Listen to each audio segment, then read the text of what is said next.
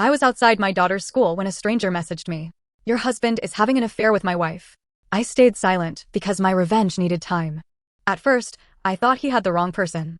Then he sent screenshots, hotel confirmations, secret messages, excuses my husband had used on me. One date matched the afternoon he missed our daughter's school performance for an emergency meeting.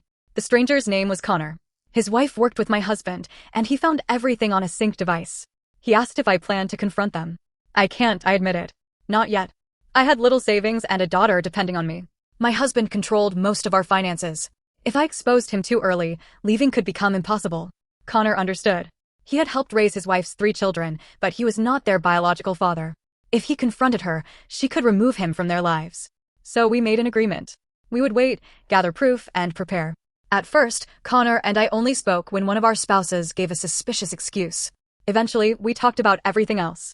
Our children. Our fears. The small things that made us laugh. Months passed. Then one afternoon, Connor looked at me and said, "I think I'm in love with you." The worst part was that I loved him too. But I refused to leave my marriage for another man. I needed to know I was leaving because my husband destroyed it. So I stopped seeing him and focused on rebuilding. I finished my course. I accepted a job. I saved money. I found a small apartment near my daughter's school. Then my husband made a mistake. During an argument, he warned that neglected spouses sometimes look somewhere else. I stared at him. "Is that what you told yourself before you started having an affair?" His face went blank. First, he denied it. Then he demanded to know who told me. Finally, he begged. He promised counseling. He said the affair meant nothing. Then he accused me of planning my escape. "You lied for a year," he said. "I survived for a year," I answered. When I moved out, he retaliated. He restricted our shared money and filed for temporary primary custody. For weeks, I barely saw my daughter. During video calls, she repeated things no child should carry. "Daddy says you left us." I almost went back. Then my sister took my phone and said, "Don't teach your daughter that fear is a reason to stay." The court eventually ordered shared custody, but my daughter arrived at my apartment angry and distant. By the end of each week, she was laughing again. Then she returned to her father, and the cycle started over. I wrote my husband a letter.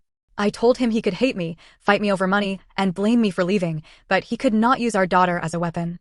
Something changed. Not everything, but enough. My daughter stopped believing she had to choose between us. Months later, Connor appeared outside my apartment. His divorce was final. Mine was still dragging on. "I'm not here to rescue you," he said. "You already rescued yourself."